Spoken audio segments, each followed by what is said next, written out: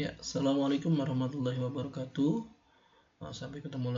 Kita ketemu lagi di pengantar fisika matematik untuk minggu ke-10 hari kedua. Hari ini kita akan membahas tentang volume benda putar menggunakan metode kulit tabung. Ya. Kemudian kita akan membahas tentang kerja dan gaya fluida. Oke.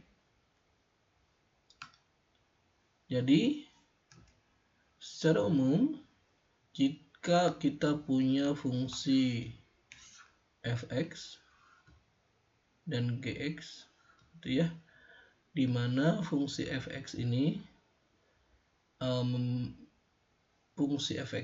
akan kita, jadi misalnya gini, sebenarnya sih ada fungsi fx gx kemudian dibatasi oleh a misalnya dan sampai b.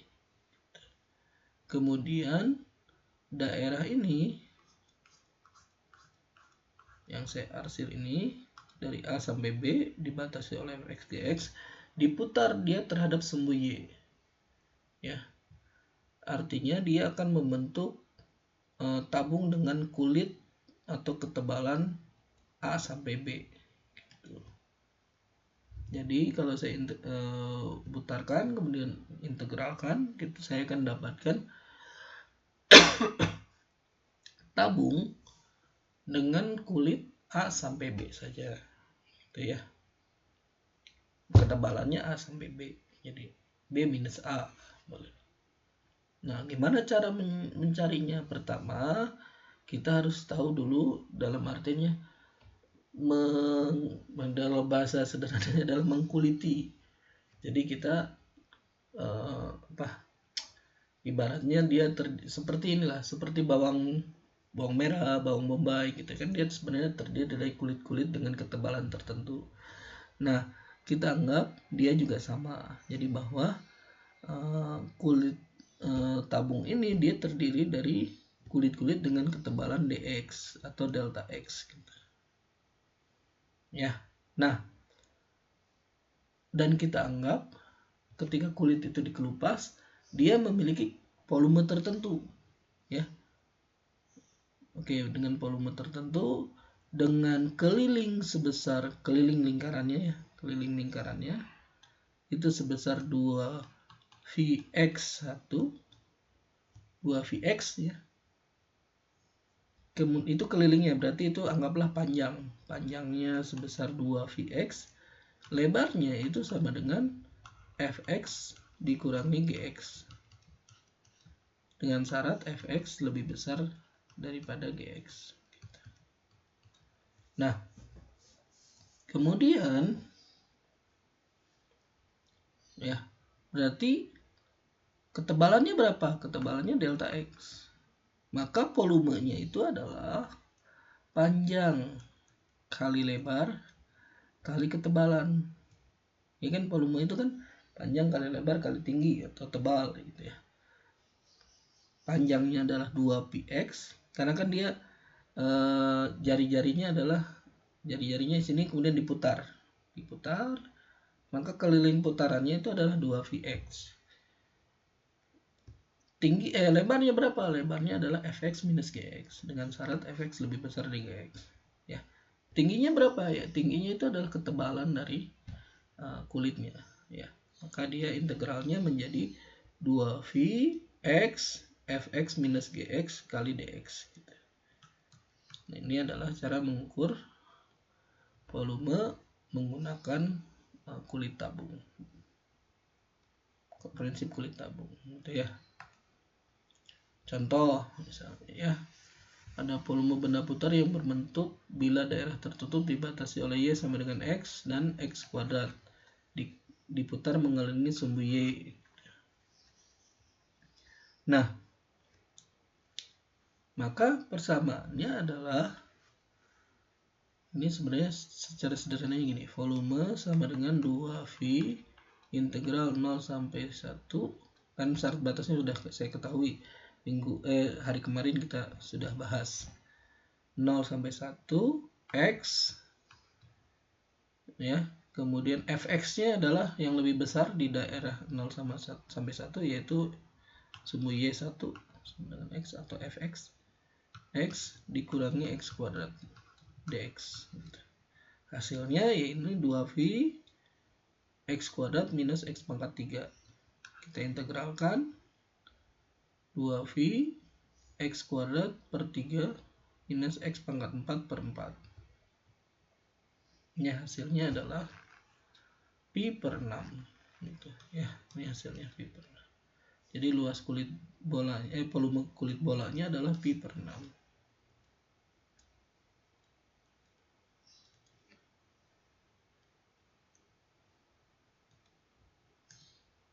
Oke. Nah, bagaimana kalau misalnya sekarang volume ruang tertutupnya itu diputar mengelilingi sumbu X, maka persamaan ininya berubah nih. Pertama, volumenya menjadi 2V, tetap ini adalah X-nya diganti menjadi Y, ya, maaf, berarti, bentar dulu. Kan tadi V sama dengan 2V A sampai B X Fx kurangi Gx gitu ya, dx. Nah, sekarang V sama dengan 2V integral sampai B Y X Y1 ya, atau Fy dikurangi Gy dx. Nah, bagaimana hasilnya? Volume sebanding dengan 2V integral. Nah, coba lihat syarat batasnya, masukkan 0 sampai 1, hasilnya ternyata y-nya juga 0, x-nya juga 1. Y-nya juga 1 syarat batasnya. Kemudian ini adalah y. Kemudian fx itu adalah y sama dengan x. Jadi fy sama dengan y. Karena kenapa? Ini adalah fungsi x sama dengan y. Gitu. Ini adalah y. Gitu ya, minus. Oh iya, sorry. Dia karena dia diputar terhadap sumbu X, berarti yang lebih besarnya. Oh iya, maaf. Ini menjadi akar Y yang ini nih. Berarti X sama dengan akar Y. Berarti ini X2. Ya, akar Y minus minus Y dy gitu. Oke, kita dapatkan. Nah, sama seperti yang sudah ada di papan ini ya, di slide-nya. Oke, kita kerjakan. Oh, maaf. Nah, kita integralkan sama dengan 2V 0 sampai 1 Y pangkat 3 per 2 minus Y kuadrat dy. Ini menjadi sama dengan 2V Y pangkat 5 per 2 per 25 minus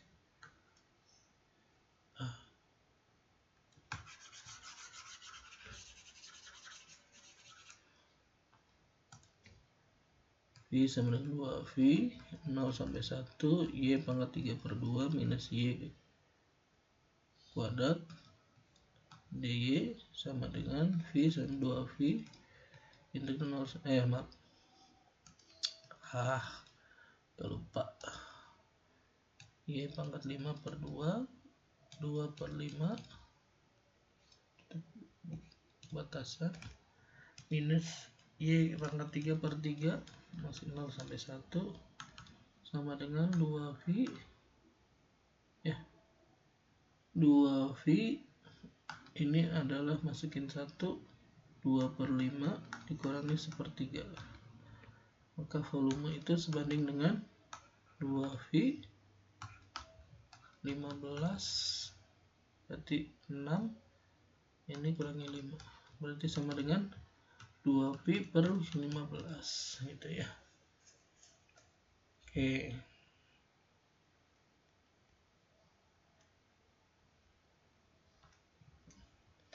kita lanjutkan. Silahkan melakukan latihan untuk mengukur atau menghitung volume yang dibatasi oleh dua kurva ini, gitu ya, dua kurva tertutup. Ya, kalau ini adalah yang tadi bahwa Y sama dengan X kuadrat dan bla bla bla, ini sebenarnya kalau yang ini diputarnya mengelilingi sumbu Y sama dengan -1. Apa bedanya? Nah, itu kita lihat. Oke, silahkan dikerjakan.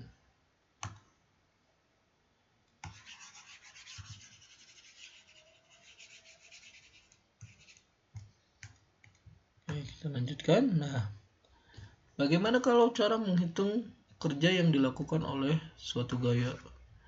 Secara sederhananya, ya, bahwa kerja yang dilakukan gaya tersebut, jadi F dikalikan X dengan syarat F-nya itu harus searah dengan X-nya. Maka sebenarnya dia didotkan. Jadi dia dianggap bahwa Y sama dengan vektor F didotkan terhadap X, vektor X gitu. Tapi kalau skalarnya W sama dengan F, ini dia hasilnya skalar karena didotkan. Jadi W sama dengan F kali X 0 kali cos theta. Kalau misalnya dia ada sudut tertentu, gitu ya.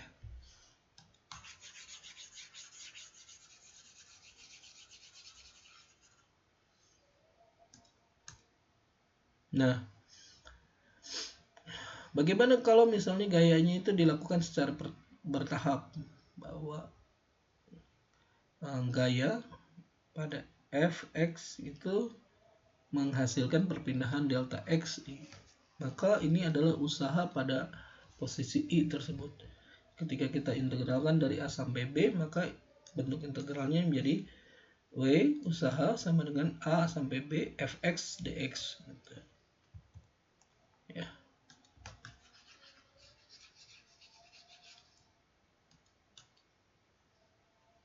Nah, misal hukum Hooke.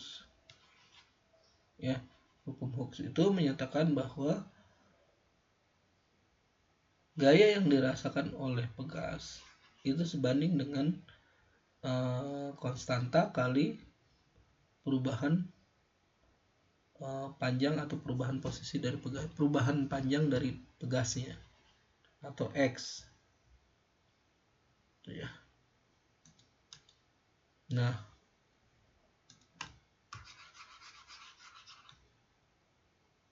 contoh misalnya, panjang alami suatu pegas adalah 0,2 jika diperlukan gaya sebesar 12 Newton untuk menarik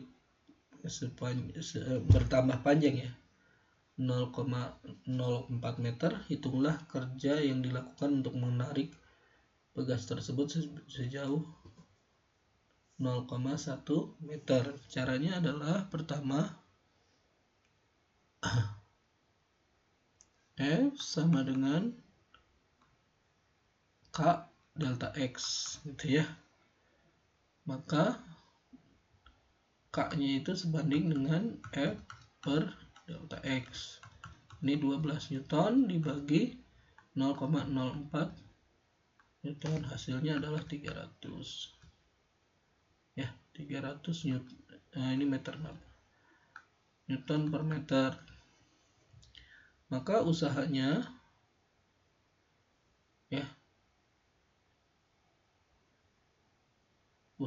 itu F-nya, maka F-nya itu adalah 300 kali X. Ini adalah gaya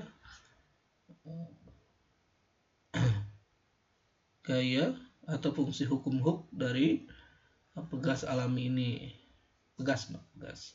Maka usahanya dia itu adalah Fx, ini berarti Fx-nya sama dengan 300x dx diintegralkan dari 0 sampai 0,1. Integralkan ini menjadi 150x kuadrat. Hasilnya adalah 1, harus 1,5 joule atau 150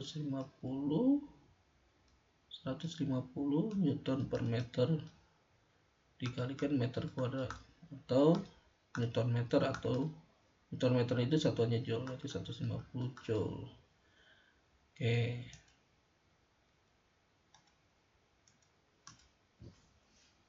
Nah, sedangkan bagaimana Kak kerja untuk memindahkan fluida? Ya, kerja untuk memindahkan fluida. Perubahan volume delta V itu sebanding dengan delta Y per 2 kuadrat. Bentar. Sebuah tangki berbentuk kerucut terbalik dengan alas 10 desimeter dan tinggi 10 desimeter. Ya. Oke, volume itu adalah delta Y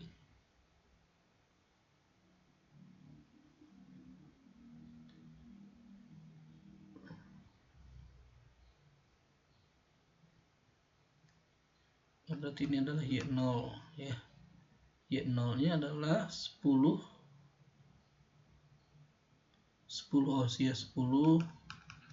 desimeter, sedangkan T0 sebanding, atau T besar lah, sebanding dengan 10 desimeter. Maka Y itu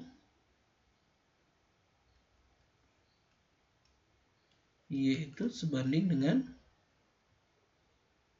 atau T, Y itu Y per T sama dengan Y0 per T0, atau Y sama dengan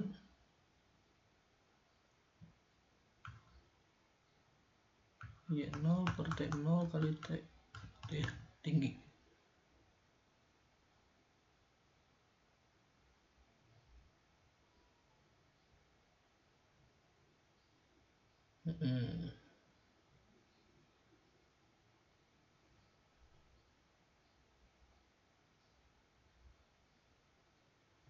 Oke.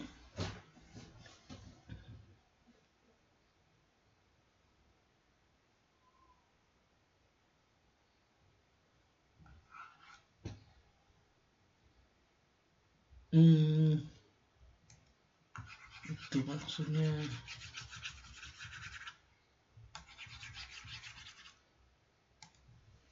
Oke. Oh iya. Jadi ini Y per 2 dari mana ini? Oh, diameter. Diameter ke jari-jari. Oke, volume itu ini luas permukaan V R kuadrat kali delta R, delta T itu ya. V karena ini adalah Y, kalau ini adalah Y0, ini adalah Y per 2. Jadi Y per 2 itu sebenarnya adalah tinggi ya. Gitu. Delta T berarti ini sebenarnya adalah Y juga. Ibaratnya gini sebenarnya.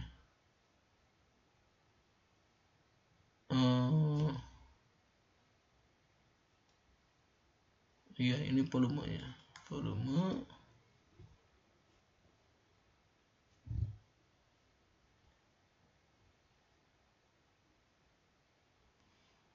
ini volume air yang akan dipindahkan. Volume air yang dipindahkan berarti kali dikeluarkan gaya yang dibutuhkan itu sebesar itu.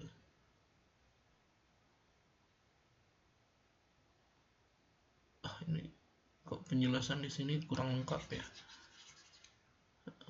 Ini adalah volume air yang dikeluarkan. Sedangkan T ini detik ini ya. Sedangkan jarak yang ditempuh dari posisi ini keluar itu adalah 10 minus T. 10 tingginya awal dikurangi T ketinggian ini. Gitu. Maka gayanya sendiri butuh seperti ini. Sigma itu sebenarnya konstanta gravitasi ya. Konstanta gravitasi kali volume, ini adalah gaya yang dibutuhkan dari sini keluar. Ya, keluar.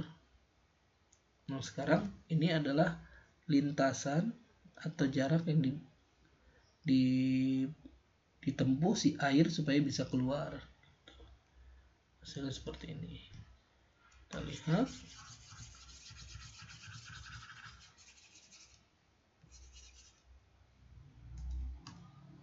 Nah, kita integralkan menjadi konstanta gravitasi V bagi 4 karena Y per 2 dikuadratkan ini menjadi Y kuadrat per 4. Ini adalah ketinggian yang ditempuh dari posisi sampai keluar. Hasilnya adalah seperti ini. Sebesar 625 kali konstanta gravitasi kali V per 3 Joule. Oke.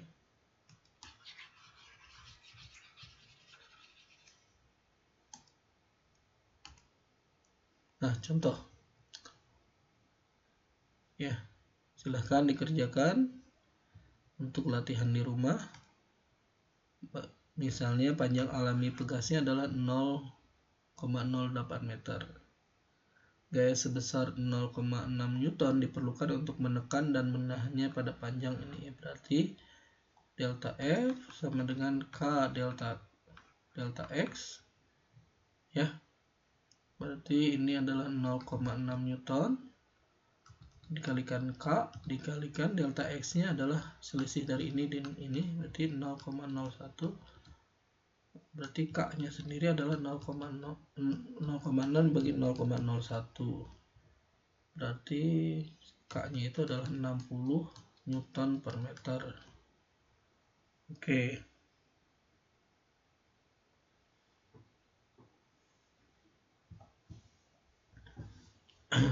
Kemudian tentukan kerja yang diperlukan untuk menekan dan menahan pegas pada panjang 0,06 meter. Ya, berarti integral 0 sampai maaf. Oh iya, berarti 0,06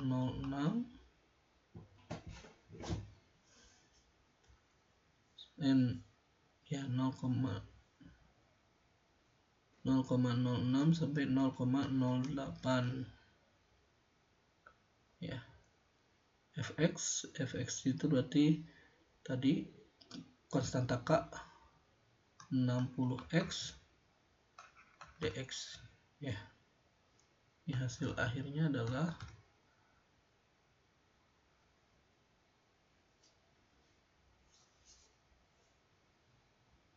hasil akhirnya adalah 30x kuadrat ya, maaf. 0,06 sampai 0,08 ya. Oke, silahkan dicari, ini juga sama. Jadi cari volume di sini, volume terhadap ketinggian, hubungan antara volume terhadap ketinggian ya. Kemudian pindahkan keluar, maka kita akan dapatkan Fx Ft fungsi volume terhadap ketinggian ya, yaitu volume kali konstanta gravitasi dikalikan ketinggiannya. Oh iya ini gayanya. Sedangkan usahanya itu sendiri, W-nya itu adalah integral Ft kalikan ketinggiannya. Berarti ini ketinggiannya adalah 10, berarti 10 minus T gitu. dt. Ya, silahkan dikerjakan. Ini penjelasan clue-nya. Oke.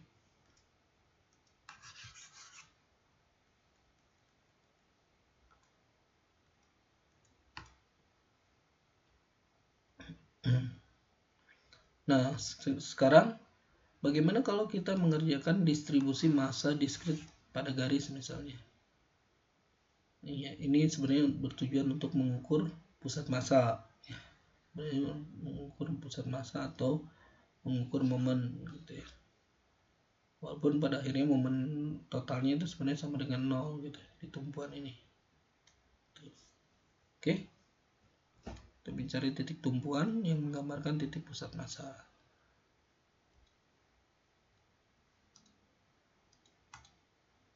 Ya. Caranya adalah jika M1, M2 dan seterusnya tersebar pada posisi X1, X2, X3 dan seterusnya, maka fungsi M itu, momen itu adalah X1 kali M1 tambah X2 kali M2 tambah X3 kali M3 dan seterusnya sampai XM kali massa ke M atau N lah ya, untuk N. Ini. Dan pada titik setimbang atau pada titik tumpu dia akan mengalami setimbang atau momennya sama dengan 0. Bagaimana cara mencari titik kesetimbangan tersebut? Ya.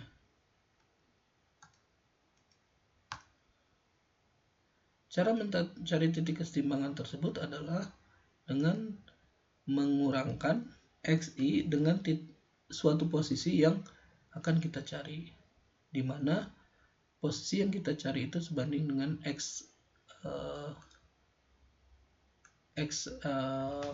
apa ya, tanda itu ya, tanda bintang lah, X bintang lah ya.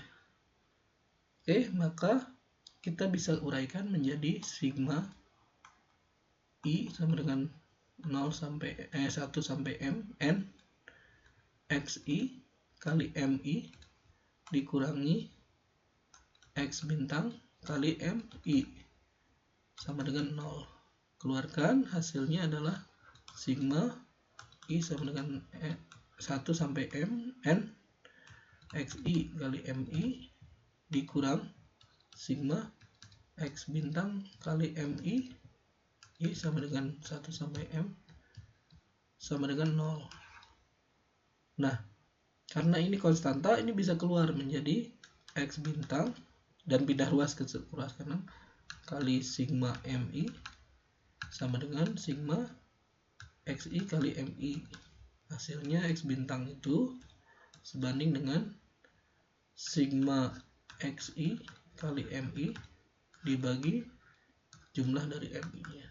Atau ini sebenarnya adalah pusat massa. Ya. Ini adalah jumlah momen, ini adalah jumlah atau massa total. Ini adalah atas itu adalah momen total. Momen total dibagi massa total itu adalah posisi pusat massa.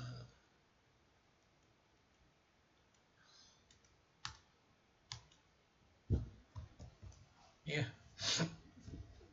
Bagaimana kalau continue? Kalau continue berarti massa itu berkaitan dengan rapat massa ya, dikalikan panjang bendanya. Jadi misalnya benda ini batang memiliki massa M, maka itu sama dengan rapat massa kali panjangnya, yaitu B minus A, atau rapat massa itu sebanding dengan massa total dibagi panjangnya, B minus A gitu. Dengan syarat B tidak sama dengan A. Bagaimana kalau rapat massanya tidak konstan? Ya. Kalau rapat massanya tidak konstan, misalnya rapat massa itu bergantung pada sumbu X, maka delta M itu sama dengan rapat massa X dikalikan dx delta X. Atau irisannya itu adalah momen irisannya X delta X sigma X kali delta X gitu ya. Ini adalah momen total, ini adalah massa irisan ya. Maaf, bukan momen total, momen irisan, dan ini adalah massa irisan. Nah, berarti X0 itu kan adalah momen total dibagi oleh massa total. Berarti integral delta M dm besar dibagi integral d massa ya. Atau bahasa sederhananya ini adalah momen total, ini adalah massa total. Bedanya apa? Bedanya ada X-nya di sini. Kan momen. Ini adalah jaraknya, posisinya, yang ini adalah massanya. Ini adalah massanya. Elemen massa. Yang ini adalah elemen massa dikali posisi, maka dia menjadi momen.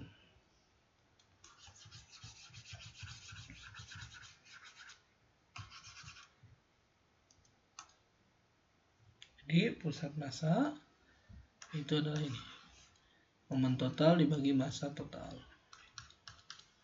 Dan nggak bisa langsung coret-coret, nggak bisa. Ini harus diselesaikan integral yang ini juga harus diselesaikan masing-masing. Baru setelah mendapatkan hasil A, maka ini M, ini bagi momen total dibagi massa total. Nggak bisa misalnya, karena bentuknya integral. Ini harus diselesaikan dulu, ini harus diselesaikan. Jangan sampai langsung karena bentuknya pembagian dibagi-bagi, nggak bisa. Harus merunut bahwa ini adalah bentuk integral.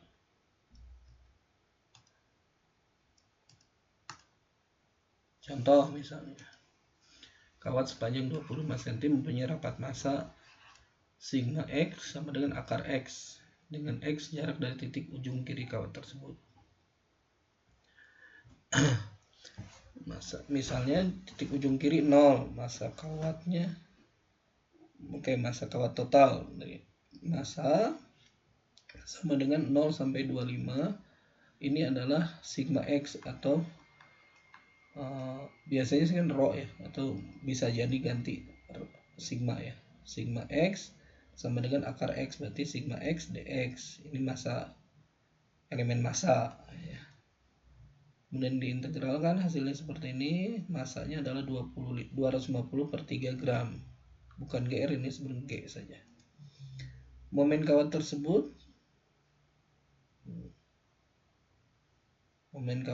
terhadap 0, jadi titik awal ya maksudnya, adalah M sama dengan integral dari 0 sampai 25. Ini sebenarnya adalah panjang kawat ya, 0 sampai 25 itu, tapi kita tetapkan ujung kirinya berada di titik 0 ya. Momen itu adalah posisi X dikalikan elemen massa X kali akar X dx. Hasilnya adalah, momennya itu adalah ini 1250 gram per cm. Ini notasinya harusnya G saja. Kita lanjutkan, hasilnya posisi pusat massa adalah momen total dibagi massa total. 1250 dibagi 250 per 3, hasilnya adalah 15 cm. Dengan demikian ya, jadi kalau misal kita punya kawat, kan harusnya biasanya di tengah ya. Ini ternyata enggak tepat di tengah, di 12,5 enggak. Kenapa? Karena dia tidak homogen ya. Yang di ujung sebelah kanan itu dia tidak rapat, yang sebelah sini rapat. Tuh, jadi sedangkan di sini dia hanya gitu. Kenapa? Karena rapat massanya tidak homogen gitu. Tapi dia di titik 15 cm. Oke. Misalnya diketahui panjang kawat sebesar 10 cm mempunyai rapat massa sigma X-nya sama dengan X. Dengan X adalah jarak dari ujung kiri kawat tersebut, maka ya massa totalnya itu adalah integral 0 sampai 10 ya.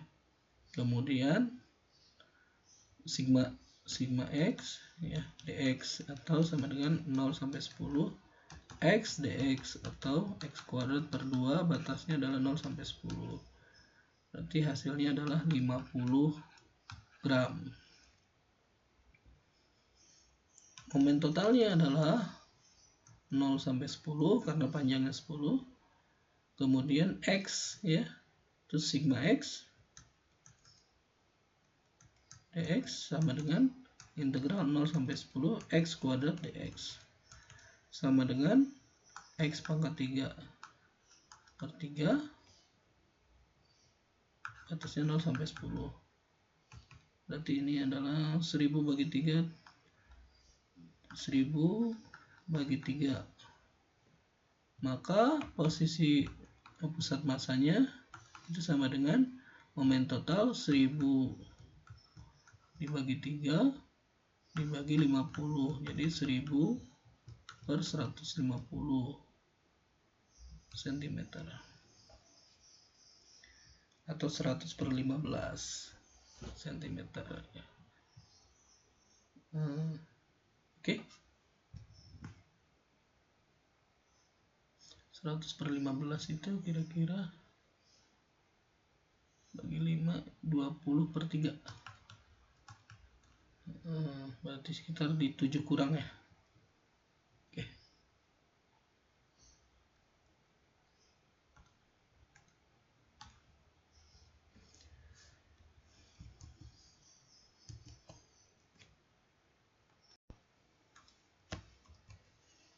Oke, kita lanjutkan untuk distribusi massa kontinu pada bidang. Jadi misalnya kita punya sebuah lamina keping datar dengan rapat massa konstan. Ya, menempati pada daerah bidang X sama dengan A, ya, A sampai B. Kemudian ada fungsi fx dan gx. Nah, untuk mengukur pusat masanya itu kita harus lihat momennya pada sumbu X dan sumbu Y. Kenapa? Karena pusat masanya kan karena bidang, jadi ada X dan Y, X bintang dan Y bintang. Maka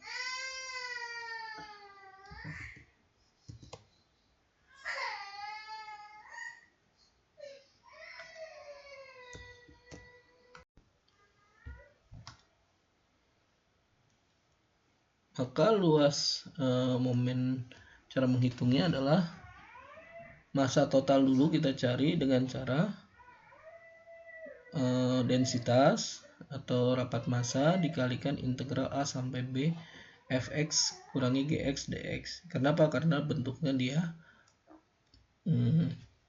bentuk sigmanya dia konstan, jadi tinggal bisa keluar. Kalau misalnya dia adalah sigma x ya, atau densitasnya atau rapat massanya itu bergantung pada sumbu X atau sumbu Y gitu, ini harus masuk ke dalam sini. Kemudian kita cari momen Y.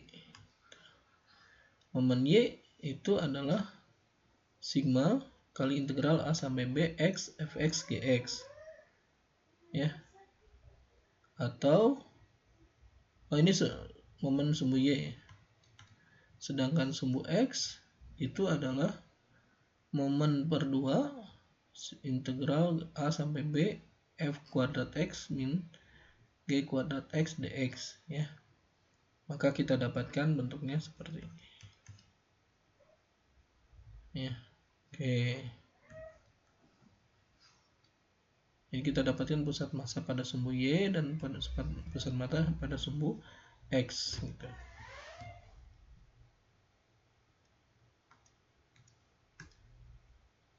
Ya, nah silahkan coba dikerjakan. Nah, ada namanya teorema Pappus. Teorema Pappus menyatakan bahwa suatu daerah berbentuk acak, ya, daerah R gitu ya, kemudian diputar mengelilingi sebuah garis, ya diputar, bentuknya acak misalnya gitu ya. Nah, maka volume benda putar yang tadi ini, misalnya adalah lingkaran atau segitiga kemudian diputar, itu sama dengan luas daerah R dikali dengan keliling lingkaran yang ditempuh oleh pusat massa R. Berarti misalnya ini adalah jari-jarinya adalah XM. Berarti 2V kali XM dikali luas areanya, integral dari lingkarannya, luas daerah lingkarannya. Ini kelilingnya, ini adalah luasnya.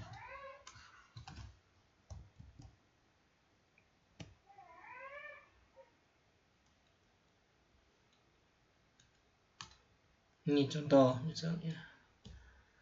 Jadi misalnya volume ini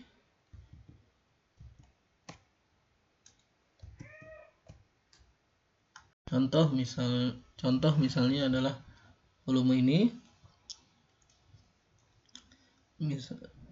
Sebelumnya kan kita sudah mencari bahwa ini adalah keliling, kemudian ini adalah tingginya, ya.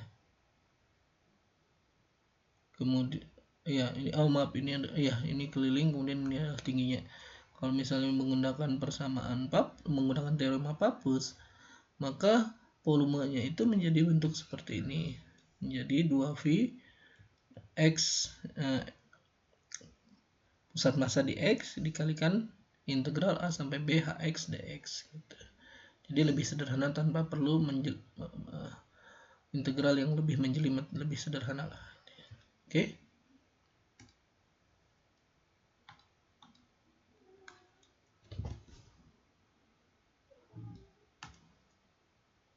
Contoh misalnya ini, contoh soalnya, silahkan dikerjakan sebagai bentuk latihan, ya. Oke, sekian kuliah kita hari ini. Oh ya, juga ini latihan yang perlu dilakukan. Semoga bermanfaat. Sampai ketemu lagi minggu depan. Sekian, terima kasih. Assalamualaikum warahmatullahi wabarakatuh.